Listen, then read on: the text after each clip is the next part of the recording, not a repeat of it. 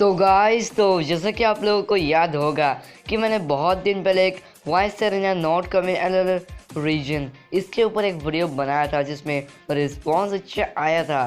पर इस वीडियो में मैंने एक गलती की थी, परफॉर्मेंस की जगह कोऑर्डिनेटर बोल दिया था सेरेना को। तो उस गलती को इग्नोर करते हुए उस वीडियो के नीचे बहुत से लोगों ने कमेंट किया कि भाई सेरेना के 11 रीजन में अपना रिटर्न करेगी, उसके ऊपर भी एक वीडियो बनाओ। तो बहुत सारे इसके ऊपर कमेंट आ रहे थे, खासकर गेमिंग वर्ल्ड मुझे बहुत सी रिक्वेस्ट किया उन लोगों ने कि उसके ऊपर एक वीडियो बनाओ। तो फिर ठीक है, मैंने इसके ऊपर वीडियो बनाने के बारे में सोच लिया है।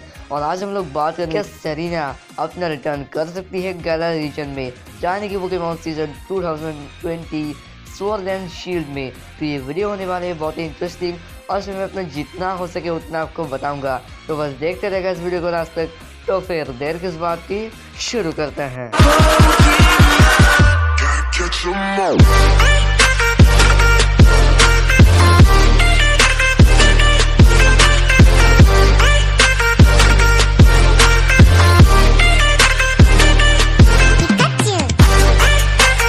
तो गाइस, तो जैसा कि आप लोगों को पता होगा कि सेरेना ने एक भी सीजन में अपना रिटर्न नहीं किया है।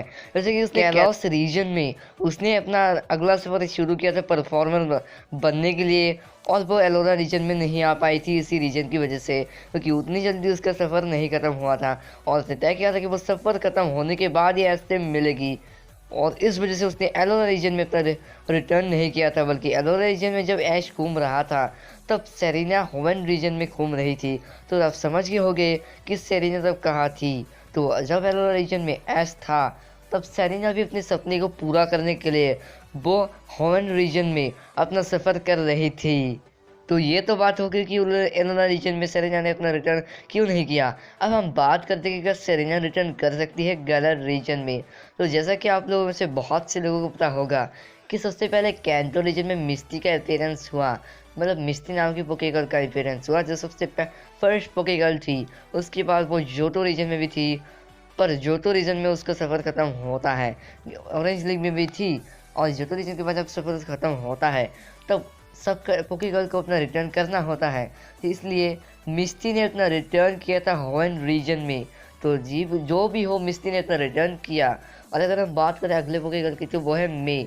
तो मे ने होवन रीजन में ऐश का सफ़र में साथ दिया, और उसके बाद उसने अपना रिटर्न किया सिनो रीजन में। तो मे भी एक बार अपना रिटर्न कर चुकी है।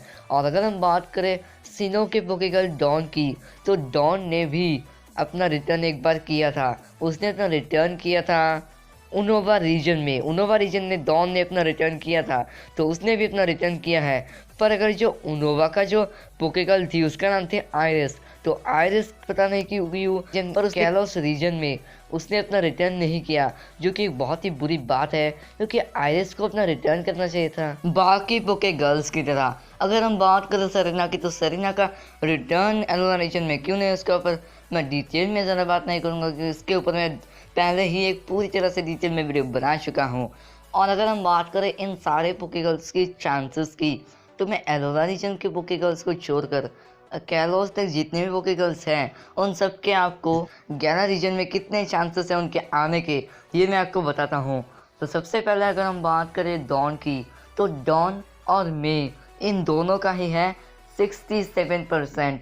तो इन दोनों का थोड़ा कम है, क्योंकि ये दोनों ही अपने सफ़र में लगे हुए हैं, और इसलिए दोनों का चांस थोड़ा सा कम है। अब हम बात करें आयरिस की, तो आयरिस का है 68। तो इससे उस सीरीज़ में रिटर्न नहीं किया गया था, पर हो सकता है कि इसे 11 रीजन में भी रिटर्न ना मिले, पर हो सकता है कि इसको रिटर्न मिल भी जाए। तो मेरे हिसाब से इसका 68% तो रिटर्न करने का चांस है। और अगर हम बात करें मिस्टी की, तो मिस्टी का तो 90 है। मिस्टी का 90% है, क्योंकि ये फर्स्ट पोकेगर्ल है, तो इसे तो रिटर्न करना ही होगा। और अगर हम बात करें सेरेना की, तो सेरेना की है 98%, और ये हो सकता है कि ये ज़रूर आ जाए 11 रीजन में। अब मैं आपको सारे रीजंस बताता हूँ उन पोकेगर्ल्स के।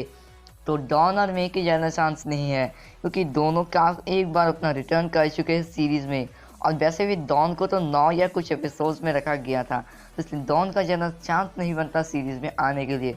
पर अगर राइटर्स चाहें तो उन्हें भी फिर से बुला सकते हैं डॉन को, और मे का भी रिटर्न हो सकता है। बिल्कुल सीनो रीजन की तरह इस बार भी 11 रीजन में उसका रिटर्न हो सकता है।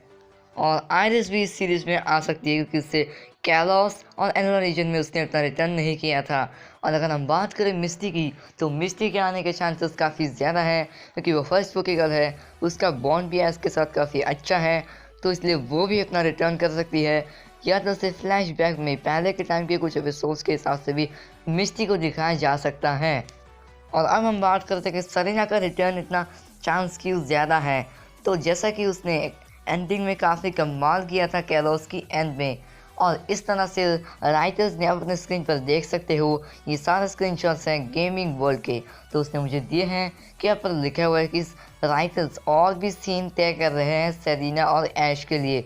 तो इससे तो यही पता चलता है कि गैला रीजन में हो सकता है कि सेरीना अपना रिटर्न कर दे, चाहे एक या कुछ एपिसोड्स के लिए। पर अगर सेरीना आती है तो एपिसोड्स के लिए नहीं, वो 10 या बहुत से एपिसोड्स के लिए आ सकती है। तो गाइस अब तो आप लोग समझ गए होंगे कि सेरीना आना पॉसिबल है, वो आ सकती है। और अगर हम बात करें ग्रे निंजा की, तो ग्रे निंजा ऐश का एक बेस्ट पोकेमॉन है। तो अब ये भी आप लोगों का सवाल था कि क्या ग्रे निंजा रिटर्न करेगा गैला रीजन में। तो जैसा कि कैलोस के एंड में ऐश ने ग्रे निंजा को छोड़ दिया था, क्योंकि ग्रे निंजा को इसलिए ऐश ने छोड़ दिया था कि वो कैलोस की रक्षा कर सके, कैलोस रीजन की रक्षा कर सके, इसलिए ऐश ने ग्रे निंजा को छोड़ दिया था। पर बहुत से लोगों को ये चाहिए कि ग्रे निंजा वापस आ जाए ऐश की टीम में। तो पूरे टाइम के लिए तो नहीं, हो सकता है कि ग्रे निंजा पूरी तरह से कैलोस को खतरे से बचा कर आ जाए और कैलोस रीजन को छोड़कर वो ऐश के पास वापस आ सकता है गैला रीजन में। तो हो सकता है कि ग्रे निंजा भी वापस आ जाए। अब बहुत से लोगों का ये सवाल होगा कि क्या सिर्फ सेरीना और मिस्टी ही रिटर्न कर सकती है गैला रीजन में। तो मेरा आंसर है, अगर उन्हें अच्छी रिस्पॉन्स चाहिए इस सीरीज़ में, अगर वो चाहते हैं कि गैला रीजन स्वॉर्ड एंड शील्ड की पॉपुलैरिटी बहुत ही ज़्यादा हो, तो अगर वो लोग राइटर्स ऐसे चाहते हैं तो सारे पोकेगर्ल्स को उन्हें रिटर्न करवाना चाहिए। क्योंकि जब सारे पोकेगर्ल्स अपना रिटर्न करते हैं तो ये सीरीज़ ज़्यादा ही पॉपुलर हो जाएगी। तो मैंने जो आपको परसेंट बताया उनके रिटर्न पॉइंट्स ही, तो मैं तो कोई पोकेमॉन का राइटर नहीं हूँ जो मैं आपको पॉइंट्स बताऊंगा, पर फिर भी ये मेरी थ्योरी के हिसाब से मैंने आपको पॉइंट्स बता दिया था। अब आप लोग गुस्सा हो या आपको ये सही लगता है, ये आपके ऊपर डिपेंड करता है। तो मैं चाहता हूँ कि सारे पोके गर्ल्स के साथ साथ ग्रे निंजा भी अपना रिटर्न कर दे। सारे एपिसोड्स के लिए तो नहीं, पर कुछ एपिसोड्स में तो उन्हें दिखाया ज़रूर जाए। और वैसे भी काफ़ी सारे एपिसोड्स रिलीज़ होना बाकी है स्वॉर्ड एंड शील्ड के लिए, तो हम देखना चाहते हैं कि क्या इसमें कोई रिटर्न करता है। तो शायद हो सकता है कि लास्ट एपिसोड तक ही कुछ धमाकेदार हो जाए। तो मैं तो चाहता हूँ कि सारे पोके गर्ल्स और ग्रे निंजा रिटर्न कर दे। और आप लोग क्या चाहते हो, कौन रिटर्न करना चाहिए या फिर सब रिटर्न करना चाहिए, आप जाके मुझे कमेंट सेक्शन में ज़रूर बताइएगा। और ऊपर आई कार्ड में बटन फ्लैश हुआ होगा और वहाँ पर आपको वोट करके बताना है कि किसे रिटर्न करना चाहिए। सो बस अगर आपको इससे ऊपर और भी मुझे कोई और अपडेट मिलती है तो मैं आपको ज़रूर बता दूंगा। तो बस आज के लिए इतना ही। तो अगर आपको ये वीडियो अच्छा लगा तो लाइक ज़रूर करना, अपने दोस्तों से शेयर करना, और जो चैनल पर न्यू है चैनल को सब्सक्राइब करके जाना। हाँ, और साथ ही बेल आइकन भी ऑल नोटिफिकेशन पर क्लिक कर देना। तो आपसे मिलेंगे अगली वीडियो में, तब तक के लिए गुड बाय।